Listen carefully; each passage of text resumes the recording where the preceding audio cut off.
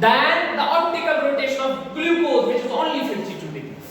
That's why net rotation of this mixture will be negative. Negative means levo-rotation.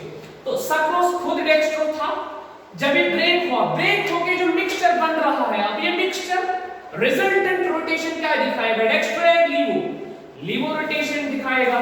So mixture is levo. Initial substance was dextro. Hydrolyse होने के बाद जो mixture बन रहा है वो लीवो है. तो बताओ ऑप्टिकल रोटेशन सेम रही या चेंज हुई? ऑप्टिकल रोटेशन में चेंज आ गई. पहली सब्सटेंस डेक्स्ट्रो थी और मिक्सचर लीवो बन रहा है, तो ऑप्टिकल रोटेशन में जो चेंज आती है इसी को हम इन्वर्जन बोलते हैं.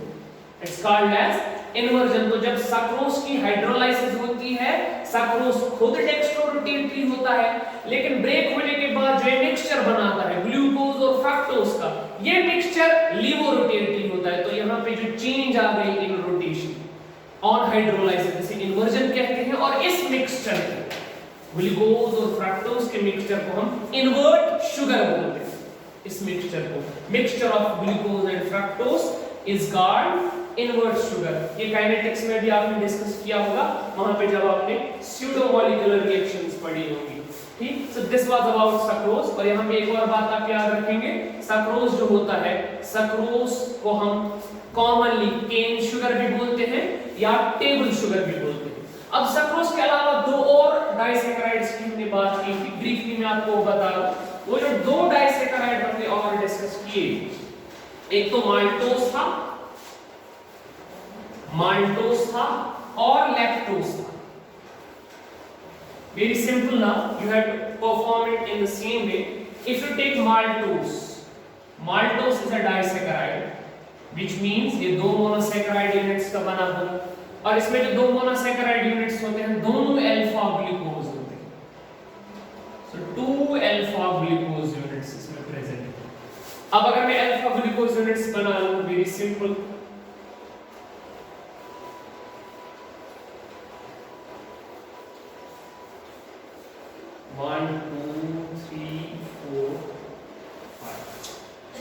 अल्फा का मतलब क्या है? OH is present below the ring at first carbon, H above. यहाँ भी OH below, H above. अभी ग्लूकोज बना लिया हमने. थर्ड कार्बन पे OH above, H below. Fourth पे OH below, H above. Fifth पे H below, सेम. ये बन गया एक alpha glucose unit. So this is alpha glucopyranose. इसी तरह एक और अल्फा ग्लूकोज यूनिट होगा,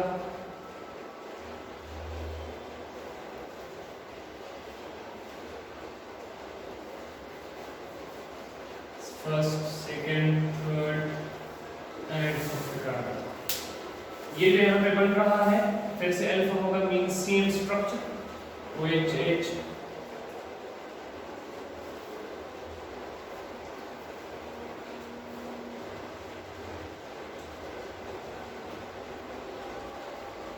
This is one more alpha glucopyranose unit. दो अल्फा ग्लूकोपाइरानोस यूनिट्स यहाँ पे हमने बना ली. अब इन दो को ज्वाइन करेंगे बिल्कुल अभी जैसे यहाँ इसका कार्बन नंबर फर्स्ट ज्वाइन हो जाता है with carbon number fourth of second glucose unit. So this is carbon number. कैसे ज्वाइन होंगे अभी दिखाया. यहाँ से H बाहर आ जाएगा इसके फर्स्ट कार्बन से, दूसरे ग्लूकोज के फोर्थ कार्बन से OH बाहर आ जाएगा और ये आपस में ज्वाइन हो जाएंगे थ्रू दिस ऑक्सीजन. ये बन गई इनके बीच में लिंकेज.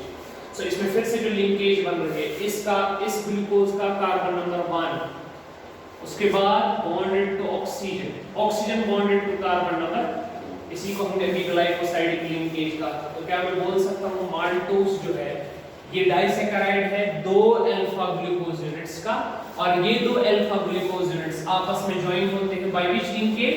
C1C4 glycosidic linkage. यानी एक ग्लूकोज यूनिट का पहला कार्बन ज्वाइन हो जाता है दूसरे ग्लूकोज यूनिट के फोर्थ कार्बन के साथ थ्रू एन ऑक्सीजन एटम, और इस लिंकेज को ग्लाइकोसाइडिक लिंकेज बोलते हैं. ये बन गया माल्टोस का स्ट्रक्चर. और माल्टोस के लिए आप याद रखेंगे, माल्टोस को हम कॉमनली माल्ट शुगर भी बोलते हैं. Is commonly called as malt sugar. अब अगर आप देखेंगे इस ग्लूकोज का एनोमेरिक कार्बन ये है फर्स्ट कार्बन, एनोमेरिक कार्बन ये फर्स्ट कार्बन है, और इस ग्लूकोज का एनोमेरिक कार्बन ये फर्स्ट कार्बन है। तो बताएं मुझे इस ग्लूकोज का जो एनोमेरिक कार्बन है, एनोमेरिक कार्बन का OH फ्री नहीं है। क्यों? क्योंकि ये OH बॉन्ड बनाने में यूज हो गया। कैसे? अभी यहां से H निकला, इफ यू रिमेंबर यहां पे H प्रेजेंट था, यहां OH था, तो इस एनोमेरिक कार्बन का OH जो है that's not free, that's not free, वो यूज हो गया in bond formation with carbon number 4 of second glucose unit. यहां से OH बाहर आ गया। क्या हम बोल सकते हैं यहां जो इस एनोमेरिक कार्बन का OH है that's not free, that has been used in formation of glycosidic bond। लेकिन ये जो सेकंड ग्लूकोज है इसका एनोमेरिक कार्बन ये है, दिस इज एनोमेरिक कार्बन, और इस एनोमेरिक कार्बन का OH बॉन्ड बनाने में यूज नहीं हुआ, फ्री। ऐसे शुगर्स जिनमें एनोमेरिक कार्बन का OH फ्री हो, एनोमेरिक कार्बन का OH फ्री हो, दे आर रिड्यूसिंग शुगर्स। याद रखिए यही शुगर्स रिड्यूसिंग होते हैं, और इस पे हमने प्रैक्टिकल भी किया था लैब में बेटा, how to test whether sugar is reducing sugar और नॉन रिड्यूसिंग शुगर। तो उसके लिए प्रैक्टिकल वर्क तो अलग है, लेकिन थियोरेटिकली अगर आपको स्ट्रक्चर को देख के पता करना हो कि जो शुगर बन रहा है वो रिड्यूसिंग है या नहीं है, तो वो कैसे पता चलेगा? अगर एनोमेरिक कार्बन का OH किसी भी एनोमेरिक कार्बन का OH फ्री होगा, फ्री मींस बॉन्ड बनाने में यूज ना हुआ हो, then that particular sugar is a reducing sugar। यहीं पे आप देख लें ये जो माल्टोस है, माल्टोस में 2 ग्लूकोज यूनिट्स हैं, एक ग्लूकोज यूनिट का एनोमेरिक कार्बन का OH बाउंड है, बॉन्ड बनाने में यूज हो गया, लेकिन दूसरे ग्लूकोज के एनोमेरिक कार्बन का OH फ्री है। ये फ्री होने की वजह से ये रिड्यूसिंग है। इससे पहले जो शुगर हमने बनाया सैक्रोज, अगर आप देखें वहां ग्लूकोज का जो एनोमेरिक कार्बन था, फ्रक्टोज का जो एनोमेरिक कार्बन था, दोनों का OH ग्रुप फ्री नहीं है, बॉन्ड बनाने में यूज हुआ, that's why sucrose reducing sugar नहीं है, that is a non reducing sugar, वो नॉन रिड्यूसिंग होता है। अब यहां लास्ट जो इसमें टाइप है डाइसैकेराइड्स में, that is lactose, that is lactose, जिसे हम मिल्क शुगर भी बोलते हैं। Lactose is called milk sugar.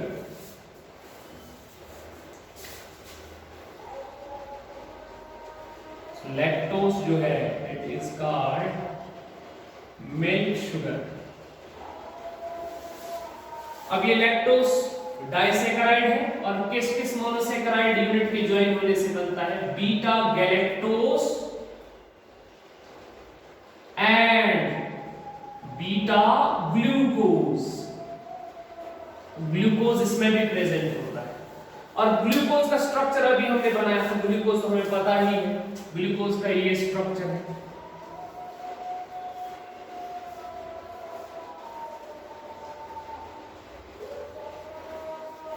This is first carbon, then this is second, this is third, fourth and fifth। अब ये बीटा फॉर्म है, that's why first carbon पे OH above, H below, बाकी structure same होगा alpha और beta. Third पे OH, H। Okay, let me try the blue pen। first carbon पे OH above, H below, second पे OH below, H above, third पे OH, then H। तो ये बन गया बीटा ग्लूकोज, और you can also say it is beta ग्लूकोपाइरानोस।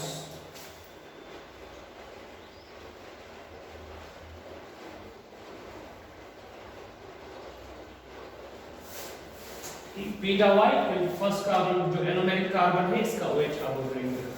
Second unit is beta galactose. Galactose का अगर आपको ओपन स्ट्रक्चर याद होगा, गैलेक्टोज भी एंडोहेक्सोस, एल्डिहाइड ग्रुप, लास्ट में CH2OH, ठीक बेटा, बीच में 1 2 3 4 कार्बन।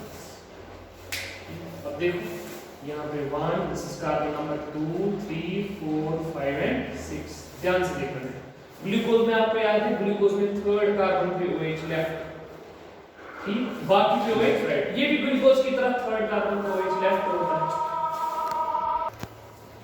तो यहाँ पे गैलेक्टोस में भी थर्ड कार्बन पे OH लेफ्ट साइड से होगा। बस अब आपको एक चीज का ख्याल रखना है, हमने ग्लूकोज लिया, हमने फ्रक्टोज लिया, हमने गैलेक्टोस लिया, सब में थर्ड कार्बन पे OH लेफ्ट साइड से, सब में। लेकिन गैलेक्टोस में थर्ड कार्बन के अलावा एक और कार्बन पे OH लेफ्ट होता है, that's fourth carbon. So galactose में फोर्थ कार्बन पे भी OH लेफ्ट साइड से होगा। In addition to third carbon, OH group of fourth carbon is also present on left side, बस बात ही नहीं, ठीक। और आपको पता है फिर सेकंड पे OH राइट होगा, फिफ्थ पे भी OH राइट होगा, rest is hydrogen atoms। Then you know, आपको पता है this particular group के कार्बन के साथ हाइड्रोजन है ना, we can write this hydrogen on left side, no issues। You know this particular group undergoes addition, pi break हो जाएगा, दो नए बॉन्ड्स बनेंगे, एक ऑक्सीजन बना लेगा एक कार्बन, रिएक्ट किसके साथ करेगा, लास्ट कायरलिटी कार्बन के OH के साथ। अभी हमने कहा था, अभी ग्लूकोज में भी हमने ऐसे ही रिएक्शन की, फ्रक्टोज में भी ऐसे ही रिएक्शन की, गैलेक्टोज में भी ऐसे ही करेंगे। लास्ट कायरलिटी कार्बन का OH रिएक्ट करेगा एल्डिहाइड ग्रुप के साथ। आपको याद है इसमें दो एटम्स है O and H, O will form bond with carbon, H will form bond with oxygen, ये बन गया गैलेक्टोस। अब देखो इसमें first, second, third, fourth, fifth carbon ring का पार्ट है, फिर ऑक्सीजन है, तो बिल्कुल वैसे ही बना लेंगे। Suppose this is first carbon, then second, sorry, so this is first carbon, then second, second is bonded with third, third with fourth, fourth with fifth। So if this is first, this is second, then third, then fourth, then आगे first, second, third, fourth, fifth का bond oxygen के साथ, and oxygen का bond back with first carbon। Then you know tetravalency complete करने के लिए दो bonds carbon और बना लेंगे। यहाँ पे बीटा गैलेक्टोस बनाना है, फर्स्ट कार्बन के साथ OH और H है, बीटा फॉर्म में फर्स्ट कार्बन पे OH अबव होगा, H बिलो होगा। ठीक, अब देखो सेकंड कार्बन पे OH राइट साइड से, हमने कहा था जो ग्रुप्स राइट साइड से they are placed below the ring, तो सेकंड कार्बन का OH बिलो द रिंग होगा, H अबव। थर्ड कार्बन पे H राइट साइड से, तो H below the ring, OH अबव। फोर्थ कार्बन पे H राइट साइड से, H below the ring, OH above. और फिफ्थ कार्बन पे H और CH2OH है, H you know always below the ring, CH2OH always above। ये बन गए दो units. So this is beta, this is beta galactopyranose, 6-membered ring बन गई, that's why pyranose, galactose, beta form। अब इनको ज्वाइन करना है, एंड ज्वाइंस कैसे ज्वाइन होते हैं, इसका कार्बन नंबर फर्स्ट, गैलेक्टोस का कार्बन नंबर फर्स्ट ग्लूकोज के कार्बन नंबर फोर्थ से ज्वाइन होगा। जैसे अभी ज्वाइन करते थे वैसे ही होगा, यहां से H बाहर आ गया, यहां फोर्थ कार्बन से OH बाहर आएगा, वाटर लॉस, और ये तो आपस में ग्लाइकोसिडिक बॉन्ड बन गई, हो गए ज्वाइन, ये बन गया लैक्टोस। इसमें कौन सी लिंकेज है, गैलेक्टोस का carbon number 1 bonded to oxygen, oxygen is bonded to carbon number 4th of glucose। So can I say then lactose is a disaccharide of beta galactose and beta glucose, and these two units are joined to each other by means of C1 C4 glycosidic linkage। ये बन गया glycosidic bond, dehydration से, water eliminate होने से जो bond अब इनमें बना वो ग्लाइकोसिडिक बॉन्ड है, जिसे हम ईथर बॉन्ड भी बोलते हैं, ईथर लिंकेज भी बोलते हैं। अब यहाँ पे देख लें, इसका एरोमेटिक कार्बन फर्स्ट कार्बन था गैलेक्टोस का, उसका OH फ्री नहीं है, बॉन्ड बनाने में यूज हुआ, लेकिन ग्लूकोज का एरोमेटिक कार्बन ये फर्स्ट कार्बन है, ये फर्स्ट कार्बन, और इसका OH बॉन्ड बनाने में यूज नहीं हुआ, फ्री है। और अभी हमने कहा था अगर कार्बोहाइड्रेट में एरोमेटिक कार्बन का OH फ्री होगा, then the sugar is reducing sugar, तो ये जो बन रहा है लैक्टोस एक रिड्यूसिंग शुगर है, ठीक। So this finishes disaccharides. We will continue with it in the next lecture. Thank you.